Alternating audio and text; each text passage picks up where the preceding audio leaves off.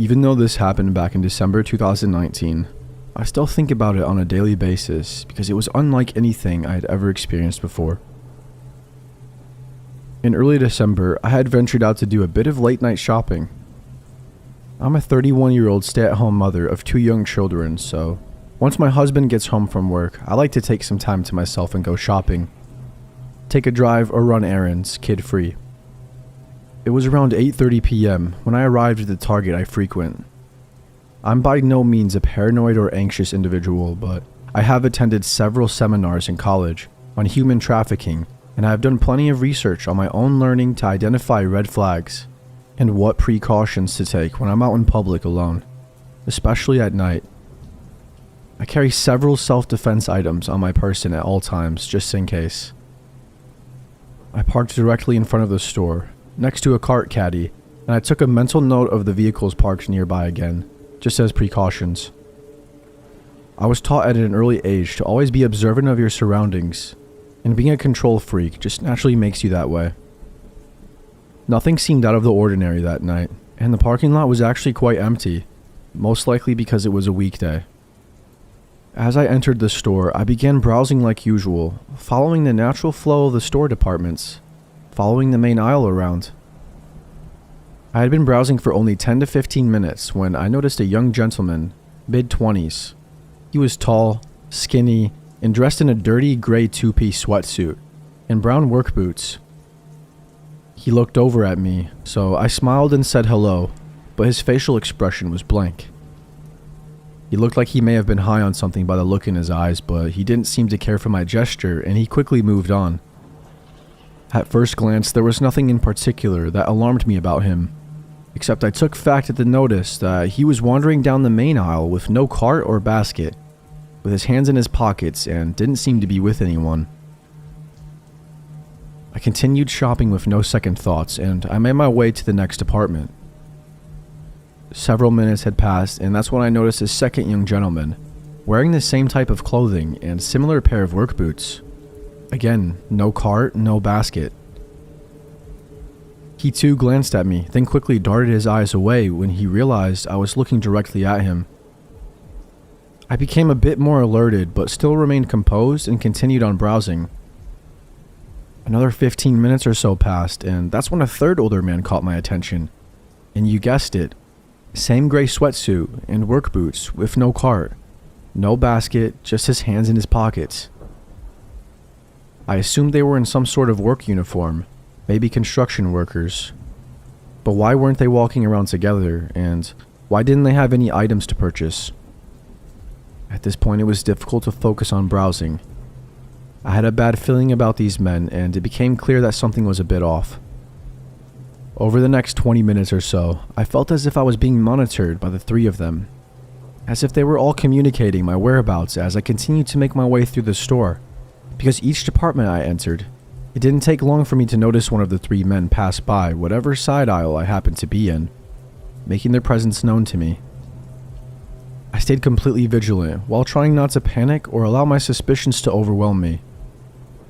Something about their presence felt very heavy and dark, so I decided to test their intentions, to prove I wasn't overthinking the situation, and my bad gut feeling was valid. I began picking random aisles and traveling back and forth between departments in a very unorganized and random fashion, to see if the men would continue to pass by me as frequently as they had been. With every aisle I popped into, it was just a few minutes later that one of them would make an appearance, staring me down as they passed by. It felt as I was being surrounded like a wild animal, hunted even.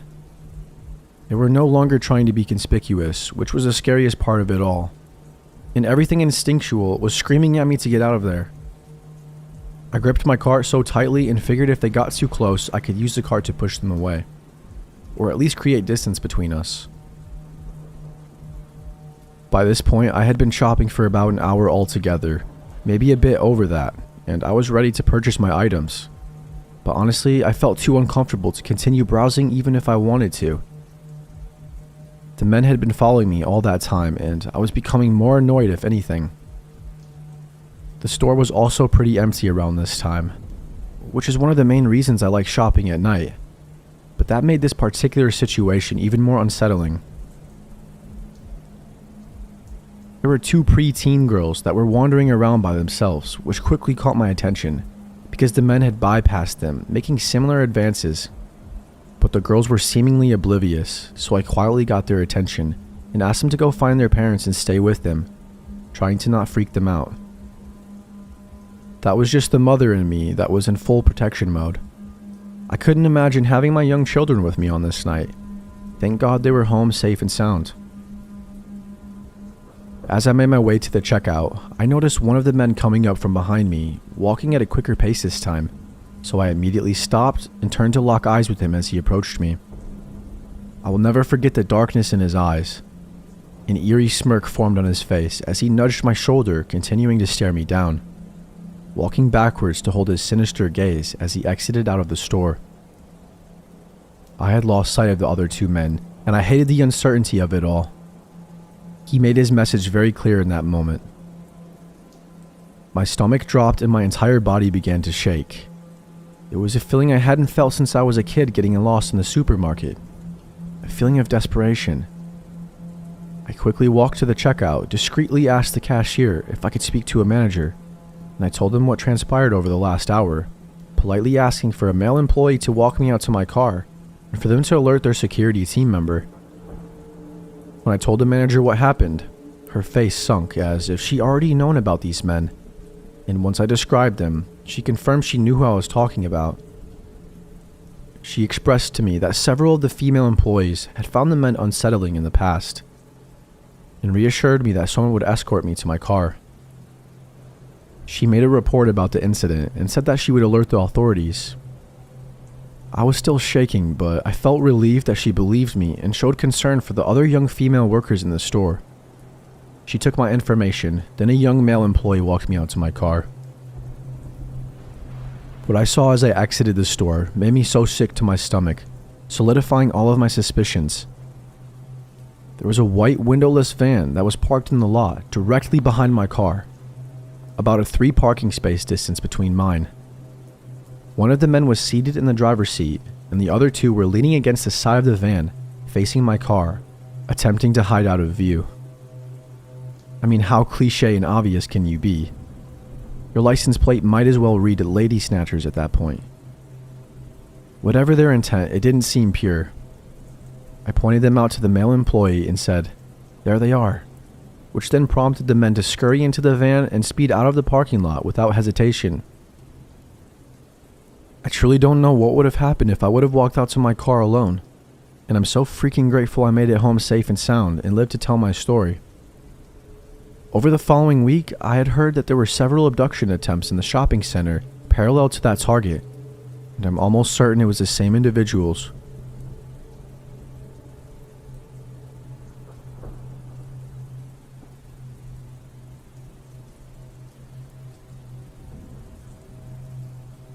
When I was 20 years old, about 6 years ago, I worked as a delivery girl for a popular pizzeria in my area. Initially, I worked the late morning to mid-afternoon shift, but when the guy who delivered for the night shift ended up getting fired due to him losing his license because of a DUI, I was placed on the night shift since my boss hired a family friend who could only work my shift for whatever reason. I really didn't want this shift because you never know if people who order late at night actually want a pizza or if they have other intentions in mind. Unfortunately, my boss was an asshole and essentially told me if I wasn't willing to work the night shift, I was fired. I wasn't exactly in a position where I could be out of work, so I reluctantly worked the shift. The first month of this shift went by without any issues until I had to deliver a pizza to a house that just barely made our delivery radius. I punched it in on my GPS and the house was located in a pretty suburban part of the city. I arrive and it's about 11 p.m. The block was extremely quiet, but decently lit and mostly littered with modern townhouses. But the house I delivered to was a duplex. I ring the doorbell and I wait for about 30 seconds. No answer. I ring it again and wait another 30 seconds. Still no answer. So now I'm standing there getting pretty nervous that something might go down. But thankfully a man opens the door. He looked like he was in his late 40s, and he was pretty tall compared to me, maybe a little over 6 foot, but he was very skinny. I tell him that his pizza is here, and he just stands there staring at me. I asked him if he was okay, and he responded by saying, "Yeah, I'm fine, sorry. I got off work not too long ago, and I'm zoning out a bit." Fair enough, I suppose. He hands me the money, and I hand him the pizza.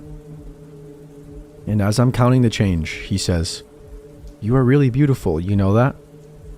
Not really thinking too much into it, I thanked him for the compliment and I gave him his change.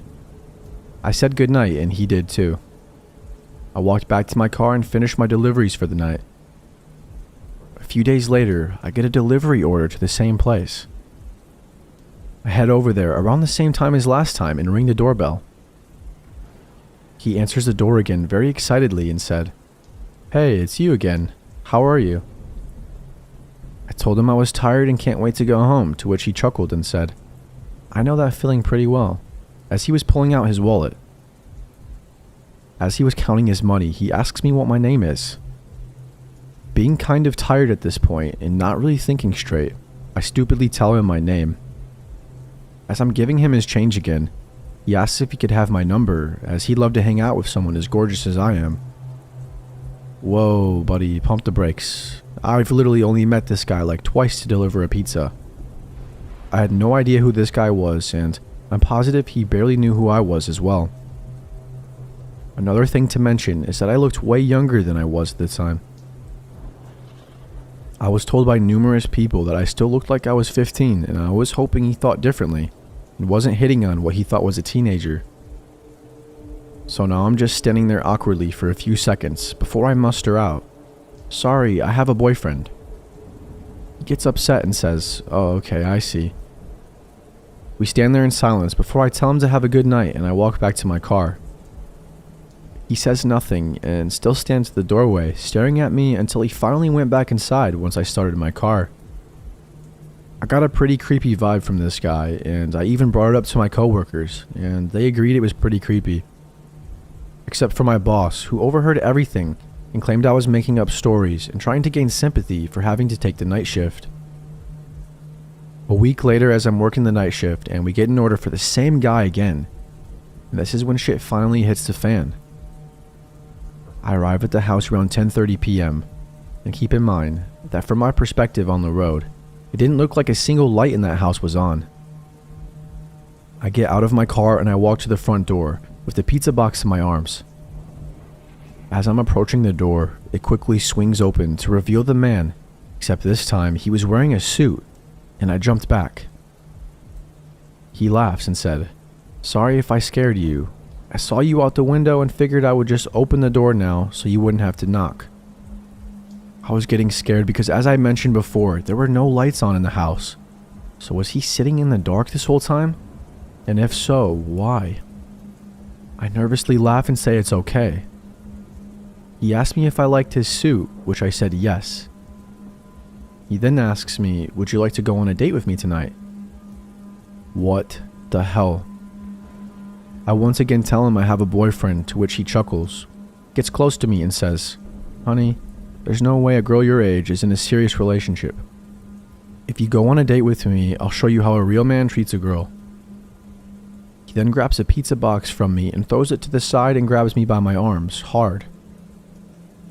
I'm officially shitting bricks at this point and trying not to cry from the fear that was overwhelming me. I start pleading with him. "Hey dude, please, I just want to go home. I don't want to go on a date tonight." He just stares at me with the most sinister look I've seen on someone's face and says, "I don't care. Get inside now. We're going to have a good time." He starts trying to pull me into the house, and I'm trying to resist as hard as I can. After a bit of struggling, he lets go of one of my arms and starts grabbing something out of his pocket, which I presumed was a knife. That's when I did something that, to this day, I'm still thankful worked as he was doing that. I used my free arm to punch him as hard as I could in his stomach, which in turn stunned him for a few seconds, and he loosened his grip on me, allowing me to break free. I quickly run to my car, and as I get in, he runs at me and tries pulling me out of the car, holding the knife in the other arm, and even yells, Why are you making this so difficult? I grab a half-empty soda bottle I had in the cup holder and I throw it, and luckily it hits his head and he lets me go.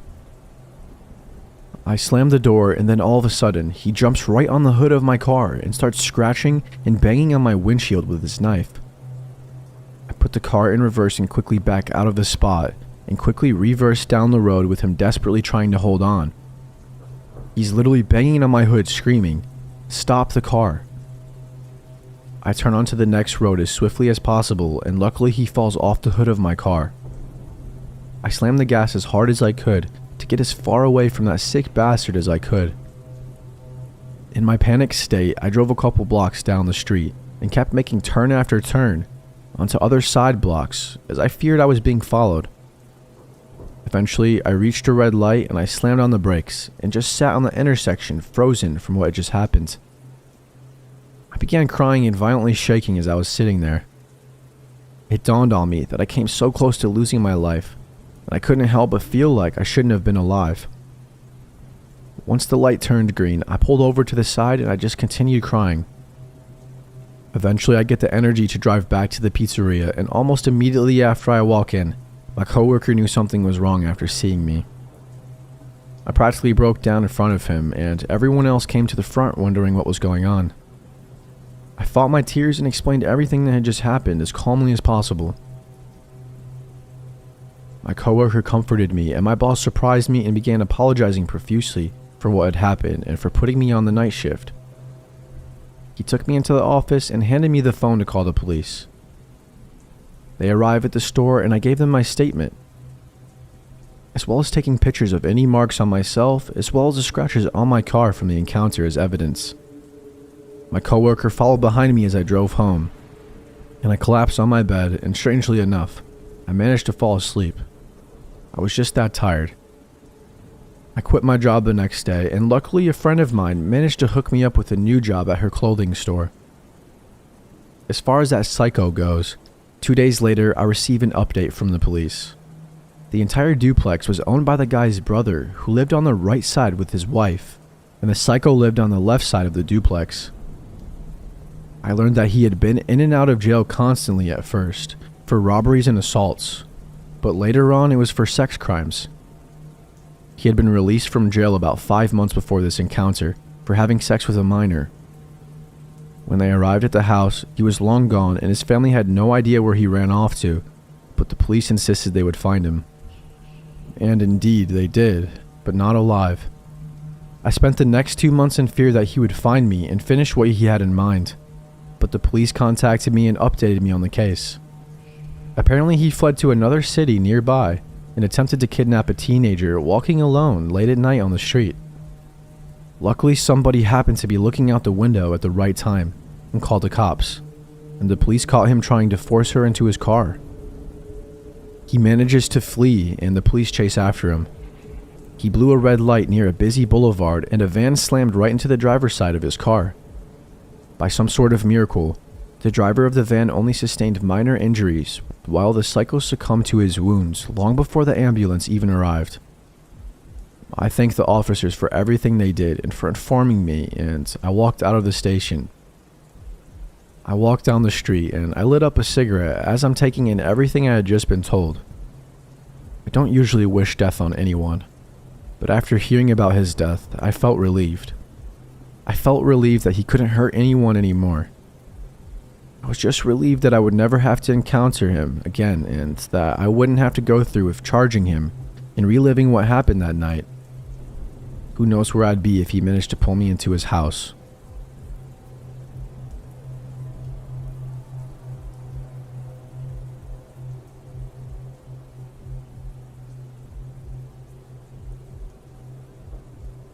I was 21 and recently became a police officer, and I was also recently dumped. So my friend suggested Tinder. As a 21-year-old and a new cop, I had the I'm invincible and I can take on anyone mentality. I know that's toxic, but just bear with me for the story. I matched with a very good-looking, out-of-my-league female. We chatted and eventually set up a date to meet. She said she had a great open field to look at the stars and hang out, and we could meet up at her house. So the night came. I was excited and she seemed to be excited when I picked her up. She guided me to the field and it looked nice. Open space, woods, deer, and other wildlife. In the field, I noticed really dim headlights in the distance. Then the van started driving towards us, and it pulled up in front of us, almost close enough to block me from going forward. I told her to stay in the car and I'll go say hi. I grabbed my flashlight I had in the car and I walked up. In the front driver's side of the van, there was a decently sized man.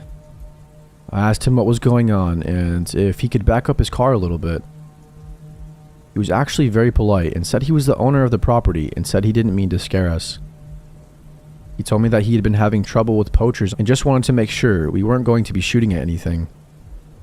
I assured him we only came out to look at some stars and wildlife, and he seemed perfectly okay with that and told me to have a nice date and drove away. After that, the girl was texting non-stop. Around an hour later, I saw headlights coming towards us again, this time at a really fast pace. We hopped in the car and I moved it to a more defensive position. It was the same man. The same man came close enough to almost hit my car. She hopped out of the car at that point and ran towards the guy. I immediately knew I was screwed. I got out and gave them commands to back up and get on the ground, and neither of them complied, obviously. He then proceeded to charge me and knock me to the ground. Luckily, I was able to get him on his back and get up.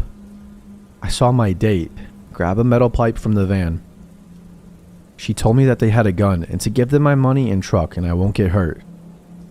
Of course, with my I'm invincible mentality, I said no.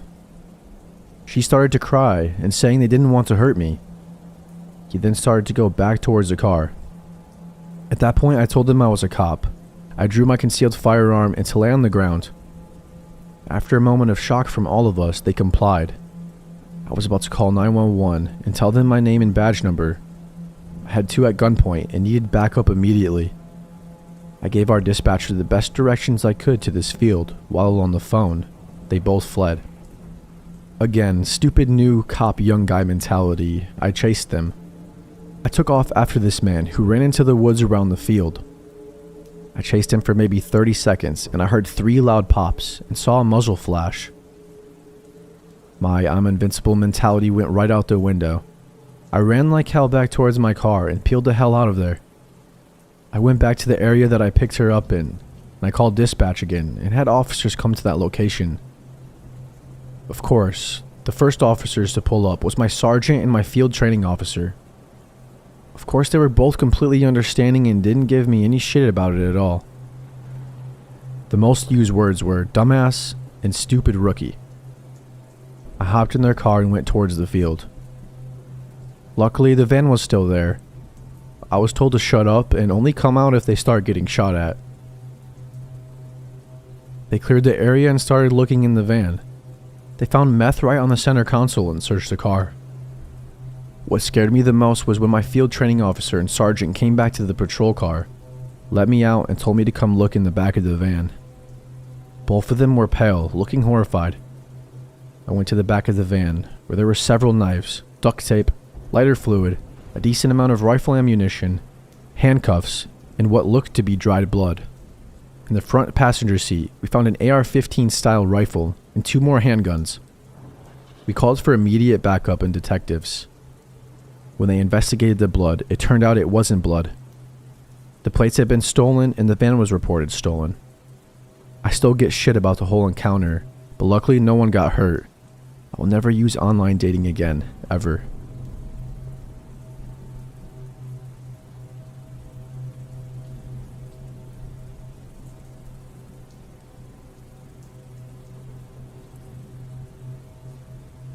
There was a girl at school named Amy who didn't have many friends. She was very quiet and honestly I thought she was a bit strange, but I also felt like it would be nice to befriend her.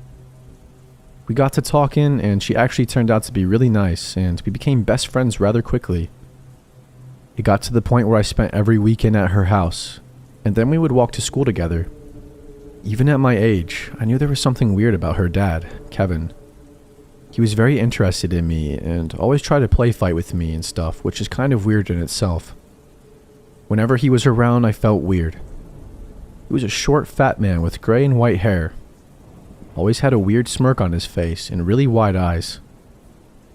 He started off with stealing bits of my food when I wasn't looking, and then laughing, and making sure to put his arms around my shoulders to apologize. He'd always be wherever we were, whether that be upstairs, downstairs, or outside. He always lurked about. There was a day Amy's nan was visiting, which is Amy's mother's mum. And Kevin kissed her nan on the mouth, hello, which was freaking weird. But then it turned into the creepiest, sloppiest French kiss. Everyone except me and Amy found it funny. She put on a smile when her family looked over, but I was horrified. Maybe I shouldn't have gone back, but I felt like I had to, for Amy. After that, there was a day we were playing in her room, and Kevin came in and started an argument over nothing. It got heated, and he grabbed rubbish bags, saying he was going to throw all of her toys away. Of course, an 11-year-old is going to get mad if they think their dolls are being thrown away, so she was hysterical. We followed him downstairs where he told her if she spoke to him like that again, she would regret it. It was then he started to remove his belt. What the hell? She pushed me towards their front door, which is just in front of the stairs, so we could run out of it, but she was sort of half laughing, as if she was trying to convince me it wasn't serious. But I could tell it was. I got out of the door, but when I turned around and waited, Kevin slammed it shut. But not the porch door. And then all I heard was Amy screaming at the top of her lungs. I was so scared, but I didn't want to leave her alone, so I just stood there. Eventually I found the courage to go back in, and I went upstairs to Amy, who was brushing her doll's hair. She smiled at me, but she has a tear-stained face. I then felt as if I had to protect her, so I continued going there and didn't tell my mom a thing. One night, I woke up thirsty, and we were close enough for me to just go get a drink myself. So I went downstairs, and Kevin was laying there, on the floor, in the dark, with nothing but tighty-whities on, and he just stared at me. It was the creepiest thing. Just the street lamp from outside, shining through a gap in the blind, lit up the room enough to see. I didn't get myself a drink, I just ran back upstairs. I wouldn't go there after that until I knew for sure he wouldn't be there, and I didn't sleep over anymore. I'm not sure if I've ever told my mom about him, but I think she'd go and kill him. I was talking to Amy recently, and she opened up to me because she sent me her mental health assessment sheet.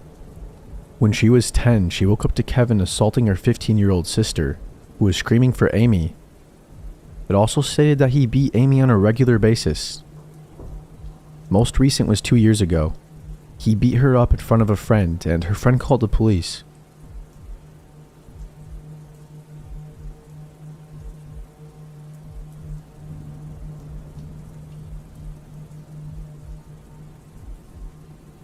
So I had just gotten out of a pretty significant relationship with someone of 4 years. Nearly engaged and moving in together, etc. When things fell apart.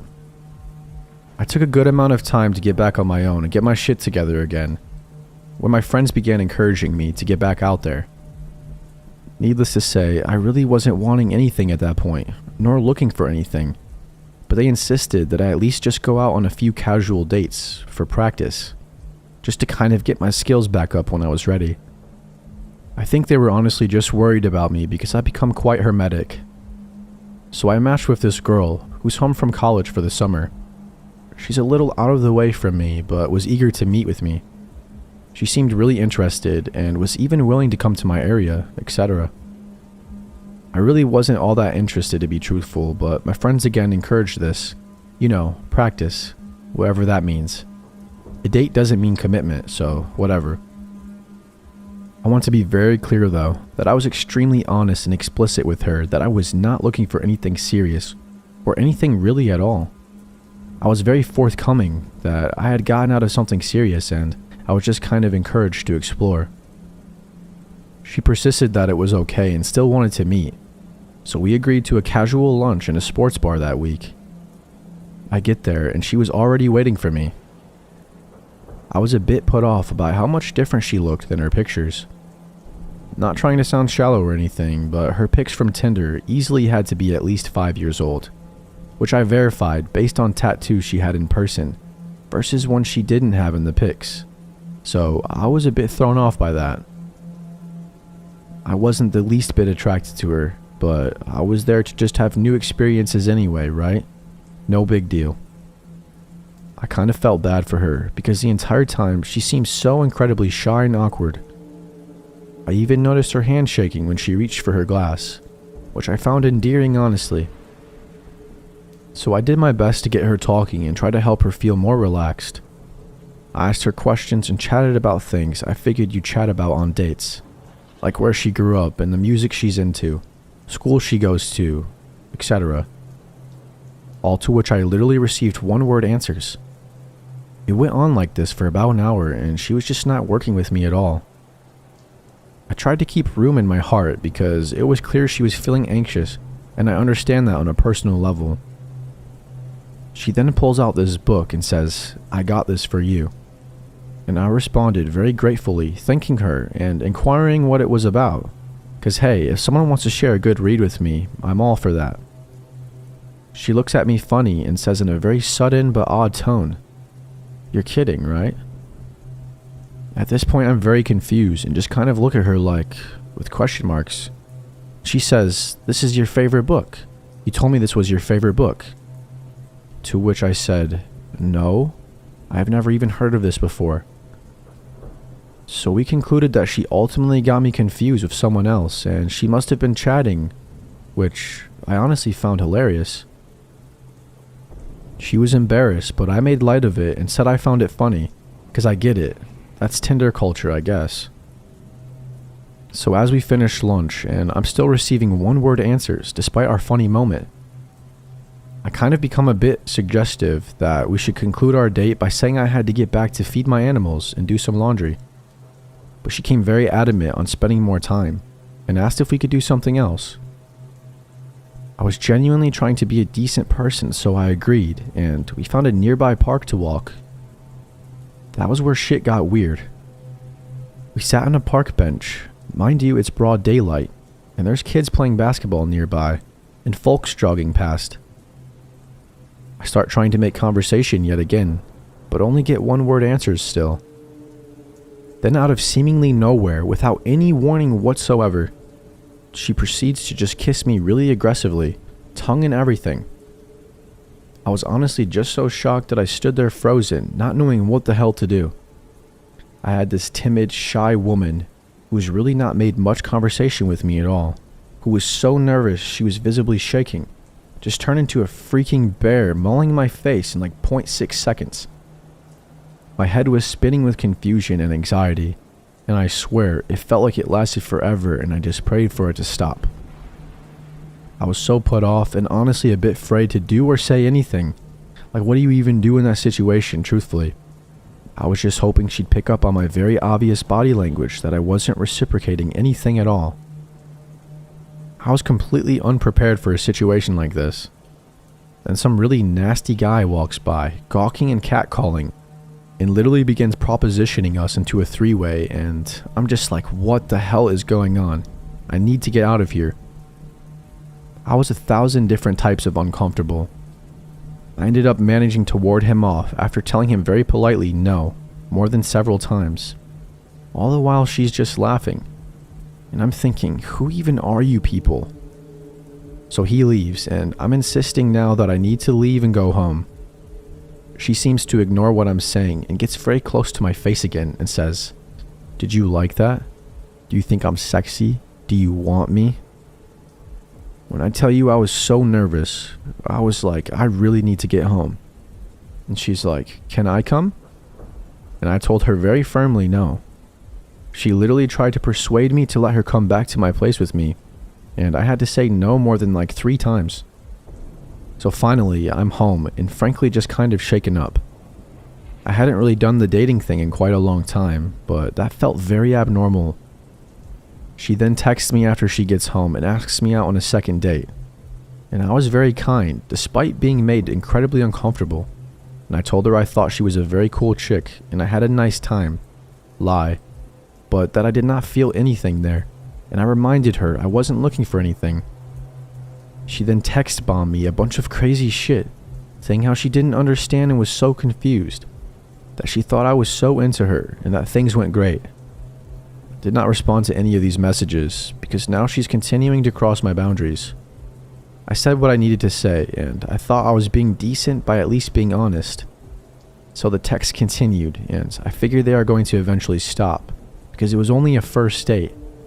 How can someone be so upset over someone not reciprocating on a first date? They did not stop. By the text, you would have thought we just ended a 2-year relationship. Then she began calling, at which point I had to block her number.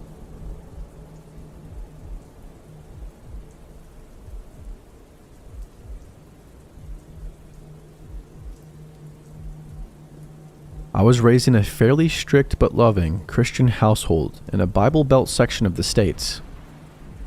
My parents weren't at all unreasonable in their rules and were very well intentioned, but I broke a few along the way like most teenagers do. The summer before I started college, I began a relationship with a slightly older guy. I knew him from high school and he was attending the college I would soon be at. Johnny was a catch. He was exceptionally handsome, had been on the football team, and was on a full academic scholarship. Funny, talented, and very personable. There was little to not like about him.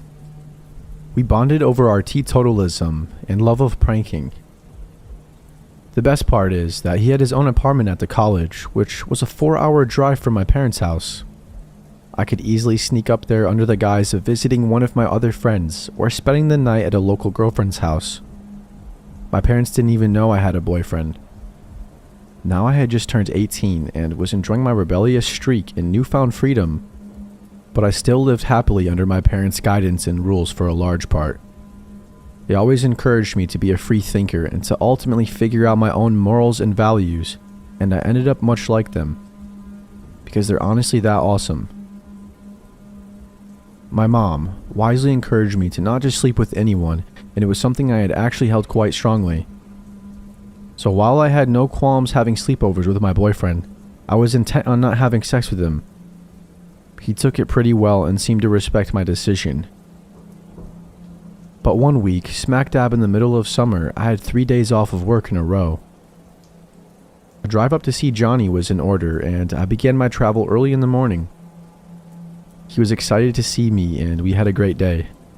Nerf gun wars, reading Stephen King, and making out.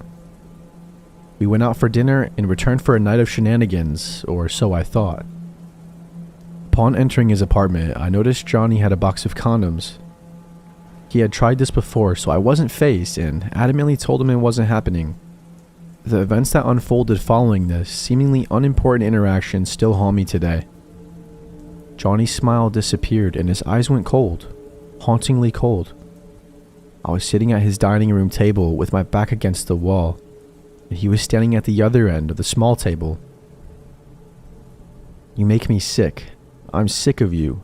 All you do is play me," he said. We were serial pranksters and sarcastic in every sense of the word. While his countenance made my skin crawl, I knew he was joking. I had known Johnny for years, after all. "I've thought about this for a long time, and you're dead. I'm not doing this anymore. You make me so sick, and I hate you. You're dead to me." He was unnervingly calm, and his voice betrayed a slight hint of anger I'd never heard before. I noticed him clenching his fists, popped out veins tracing up his arms. For the first time in our relationship, I felt unsafe with him. He held my gaze, unblinking. His second-floor apartment was on campus, and it was the summer. I had seen nobody else in the building, no other cars in the parking lot. Even if I could get past him, which I definitely couldn't, my two options were unlocking the balcony door and jumping, or racing 15 feet down the hallway to the dead-bolted front door, which opened inwardly, and getting down a flight of stairs. Either scenario led to an empty parking lot. I would have to get to my car or run into the woods nearby. While athletic, I had no chance against him physically. I focused on him, half of me just knowing he was kidding. He had to be. He would break into laughter any second now, and we would return to our beautiful day. He continued talking. I can't repeat what he said. It was too graphic and specific to our location to write out in a public forum. He detailed the sexual assault he had in store for me. If I survived, I would be strangled in the nearby woods, then carted off and dumped at a secluded spot we had explored together. He motioned to some bags he had on his counter. That's where your body will be within an hour. I had enough. His plan was way too well thought out to be impromptu. I'm small, but I'm stubborn and would fight to the death if I had to. I also have a wicked straight face when I need to. It was my turn to hold his gaze, with all the ferocity I could muster. I stood up and said the first thing that came to mind. I'm still proud of the unflinching calm I presented. Inside, I was begging God to not let me die. You're real funny. I almost believed you for a second. Wouldn't have worked anyways, because what I was going to tell you before all that happened is, my dad asked me to come home tonight. He needs help first thing in the morning with the garden for Mom's birthday, because Kyle, my brother, hurt his back, and I told him I'd call him as soon as I was on the road, within half an hour. That was a lie, and not a particularly good one, but the delivery was convincing. I dangled my phone in his face and told him he could explain to my dad why I wasn't coming home tonight if he wanted me to stay. Johnny's mouth was agape as he stared at me. I was just kidding, he mumbled, fists still clenched. See ya, I chirped, pushing past him. My gamble paid off. I grabbed my purse and shuffled down the hallway, but I could feel his eyes burning through me and the electric energy in the room as I internally screamed at myself to move slowly. The deadbolt disengaged. I walked out and fought every urge to run down the stairs. I was too far from my car if he chased me to beat him, and I refused to give him the satisfaction of seeing me scared. I walked the entire length of the car park. I've always had a habit of parking as far out as possible. Next to the woods he told me he would murder me in. I knew he was watching me the entire time. I could feel his eyes follow my every movement. As I drove out past his apartment, I saw his shadow in the balcony window. I waved as he stared. I drove a few miles to the nearest Walmart. It was only 8 and the sun was just starting to set. People milled through the parking lot, blissfully unaware of what I had just gone through. I collapsed on my steering wheel and broke down, bawling my eyes out. Then I drove the 4 hours back home.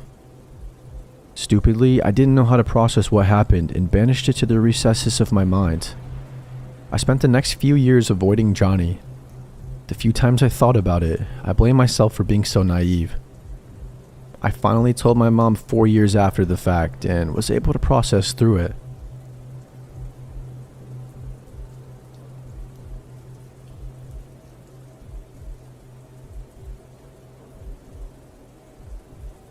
It was Christmas time. My wife and I were staying at her childhood home, where her mother now lived alone. Well, not if you include the cats. The house was on a quiet cul-de-sac in the suburbs.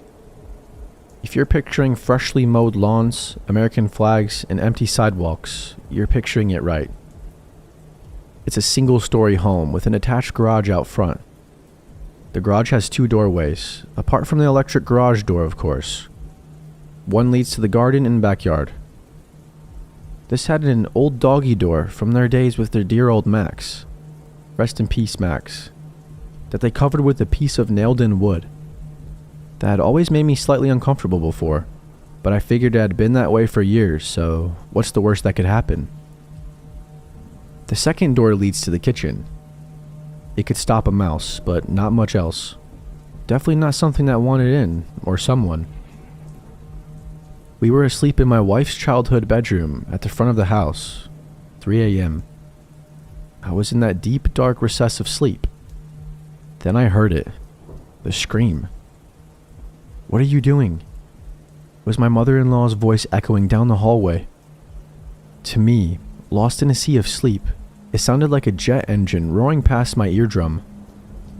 I bolted up. What happened next happened in a matter of seconds. But about that scream, even though I was dead asleep, I heard enough of it to sense an urgency behind it. This wasn't an "oh you scared me" type of scream. This was different, and I knew it. Not consciously, but the lizard part of my brain, That piece we retained from our primitive ancestors knew something was wrong. I watch and read a fair amount of true crime, and this scream awakened that horrible fear. The one that says, this can't really be happening to me, can it? Honestly, at that time of night, it sounded like someone was about to be murdered. You ever wonder if you're a fight or flight type of individual? I always have, and I came to know something about myself after this night. I'm a fighter, because I leaped out of bed and growled. Yes, I growled, in the manliest voice I could muster. I'm gonna kill you, and I took off running. I tore open the bedroom door and ran into the hallway. There at the end, I saw my mother-in-law, nightgown on, look of utter shock in her face. She was standing still. We make eye contact as I continue toward her. Then she turns her head and looks directly in the kitchen. I hurry past her and round the corner into the kitchen. The hollow core door is obliterated, with shards being scattered everywhere. I look through the open frame and see the electric garage doors open as well, and I push ahead. As I run into the garage, I hear it.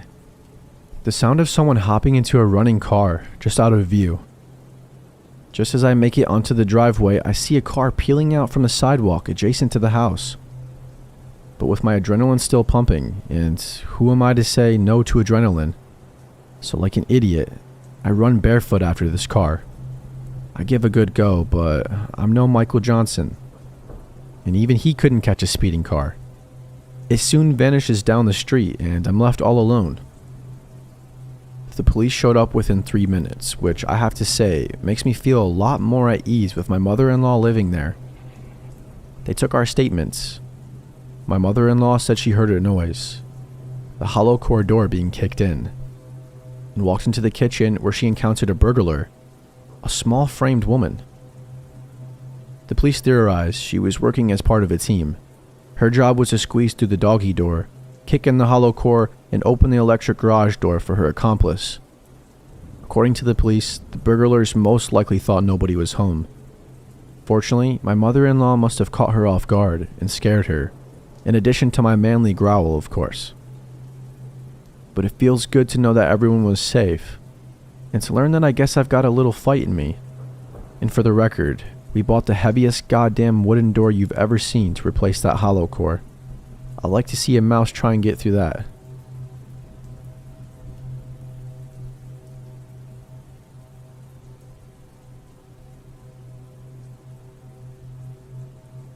When I was 19, I moved from Oregon to Florida to be with my boyfriend at the time. I was thinking white sand beaches and Mickey Mouse, but instead I got the swamp, bugs, and dirt roads. We lived in this little town called Hawthorne, just outside of Gainesville. It has legit one stoplight and maybe 4 stores. Dollar General, Steve's Market, Eckert's Pharmacy, and Sonny's Barbecue. Whoopee. Anyway, I got a job at the defunct Eckert's in the middle of town. It was next to the grocery store, so everyone shopped there. After about 3 months or so of working there, I walked in to start my shift one day, and the manager pulled me into his office. Laid out on his desk was about 30 to 40 opened letters, all addressed by hand, to me. "Do you know this person?" my manager asked. "No," I said. And he told me to read one, so I picked the cheerful yellow one. Inside were 2 handwritten letters and a magazine cutout of a woman with long blonde hair, just like me. As my manager watched on, I read the letter. I skipped around a lot of confusion, desperately trying to find out why I'm in this room. From what I read, it was mostly someone imagining what spending time with me would be like. A lot of it was sexual in nature. There were description and comments about my hair, washing it, smelling it, and something about the moonlight. A few sentences were highlighted, others were underlined. My first thought was, am I getting fired? "Do you know this guy, David Elrod?" I said yes, I think so. The tall, lanky guy with thick glasses and frizzy dark blonde hair. It's the regular who comes in a couple times a week to pick up Diet Coke and medication for his mom. Late 20s and obviously socially or mentally challenged. On rare occasions, he would make small talk as I rang up his soda. Once or twice, he would linger at my register or stare at me, but I figured he was just trying to adjust his eyes or had poor social cues. Harmless compared to some of the other people I had met in Florida, so I didn't pay him any mind. Until that day in Eckerd's office. I knew he wrote the letters because of a strange encounter 2 weeks earlier. While working, he came up behind me and touched or caressed my hair. I had to remove it from his hands and he apologized. Weird. No harm though, I went back to work. After telling my manager this, he informed me that the customer was going to be banned from the store and I was being sent home while they worked out the details. What details? Confused, I walked out of the store and drove home. That day was strange. 2 hours after I got home from my non-shift at work, there was a knock on my door. I look out the window and see what resembles a SWAT team. What the hell is going on, I thought. I saw men in tactical gear with large weapons, 2 men dressed in suits, and several uniformed police. In what seemed like slow motion at the time, I opened the door. A female officer holds up a few oddly familiar letters. "Can we come in and talk to you about these?" she asked. Realizing everyone in town had read these letters, I wanted to pass out. I barely even know the guy, I told him. "We have a seat on my couch," and she begins to speak. Out of the corner of my eye, I see my boyfriend shooting me dirty looks from the bedroom. The female officer mentions the letters from Eckerd's and attempting to issue a trespassing notice. They wanted to speak to him directly, she says, because her whole department is aware of David. The officers confronted him at his residence and attempted to evoke the trespassing notice from Eckerd's store. Apparently, he was not happy about this. He insisted for over 45 minutes how this was all a big mistake and how I wanted to talk to him. He was combative and persistent, but they decided to pursue stalking charges. "Stalking charges?" I asked. She continues, "You need to be aware that David killed and partially dismembered his mother when he was 12 years old. He was released from a juvenile psychiatric facility less than 4 years ago. We found disturbing materials at his home," she continued. "We believe he's been stalking you." My mind was wandering at this point. David was arrested the next day for stalking me after he was found in the Eckerd's parking lot. But the last official word was he went back to the psychiatric hospital, at least temporarily. I didn't have the chance to read the letters in full before they were entered into some vault of evidence, nor did they explain what they found at his house, so I never had the complete picture of what was happening. My boyfriend at the time was a huge dick about the whole thing, so I moved back to Oregon a week later. Besides, who wants to hang around when Norman Bates is fixated on you?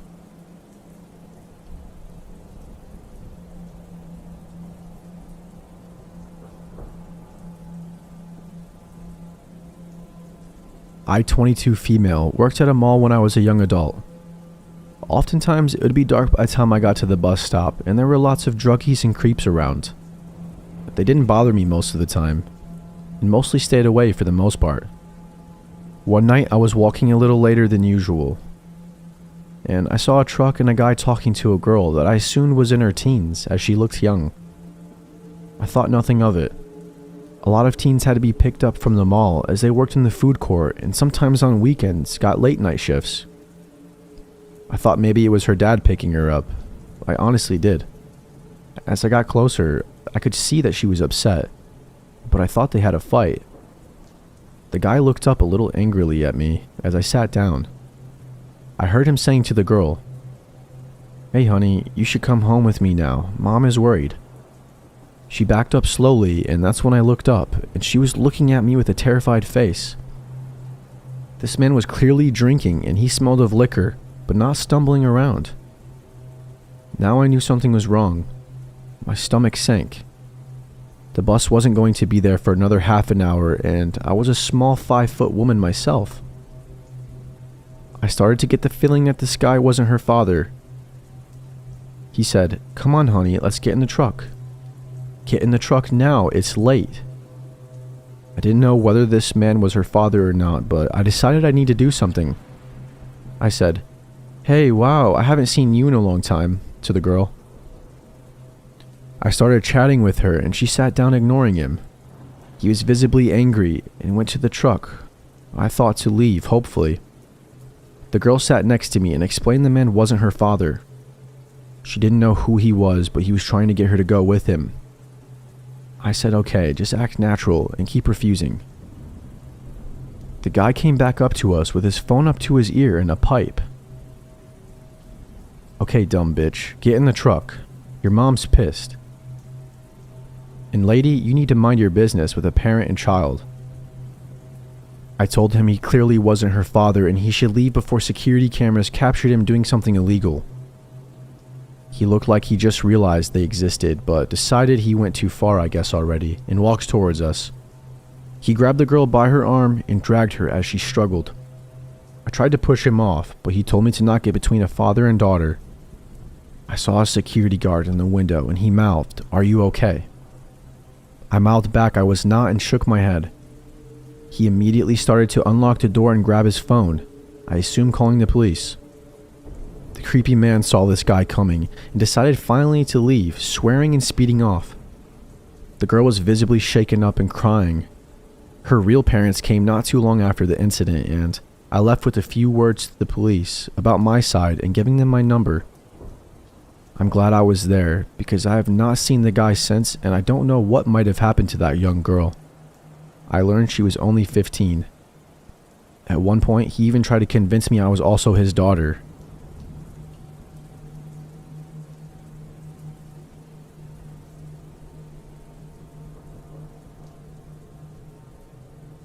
This event took place quite a few years ago, so unfortunately I don't remember everything that happened, but I remember nearly all of it. Anyways, this happened when I was around 4 or 5 years old on Easter Sunday. My family always gathers at my grandmother's house to celebrate holidays and birthdays. So, as we do every holiday, my mother and I started our hour-long trip to her house. My mother prefers to live away from all the city commotion, which explains the long drive. We were probably around 20 minutes away from our destination when my mom noticed that we were a little low on gas. So we pulled into this old, almost rustic-looking gas station with just a handful of customers inside. It was red and white with a few festive decorations outside and lots of Easter stickers on the 2 large glass windows that were on either side of the door. My mom, having taught me to not talk to strangers nor open the car doors for anyone but her, trusted me enough to leave me in the car alone as she went inside briefly to pay for the gas. She told me that she would be right back before going into the gas station. It felt nice that day, so the windows in the car were down so we could feel the breeze while driving instead of the AC. While I was waiting on my mom, I remember adjusting the colorful paper clippings in my Easter basket next to me, then looking out of the backseat window. When I look over, I saw a tall, older man, maybe around 30 years old, approaching my window. He crouched down slightly and looked at me. "Hi there, what's your name?" I remember him saying. At this moment, I remembered that I wasn't supposed to talk to strangers, so I told the man that my mom says I shouldn't speak to strangers. He then replied with, "Well, we can be friends then.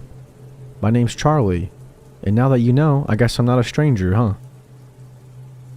At the time, I thought that he was right. In my mind, I thought since a stranger is someone you don't know, this man wasn't a stranger anymore because I knew him. The man and I had a short conversation that I don't quite remember. All I remember is him telling me that I had a nice Easter basket. At this point, I started to get a sick feeling in my stomach, but being a child, of course, I didn't know why.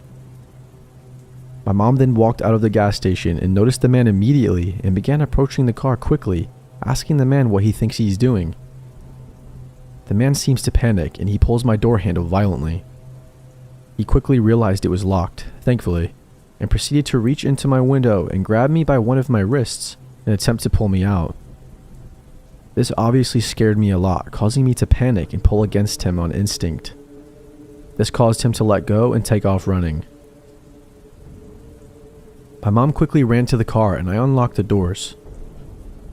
She grabbed me and pulled me into an almost painful bear hug, then inspected me closely, repeatedly asking if I was okay. I ended up with a slight bruise and redness on my arm where he grabbed me, but other than that, I was just shaken up. The reality of what had just happened set in at this moment, and I remember just crying and holding on to my mom right after I said I was okay. I don't remember anything after this point, but I recently asked my mom about it, and she said that she called the police immediately after. To this day, my mom still says that this was the most frightening moment of her life, and claims that if she had gotten there any later and came back to an empty car, she wouldn't have been able to live with herself.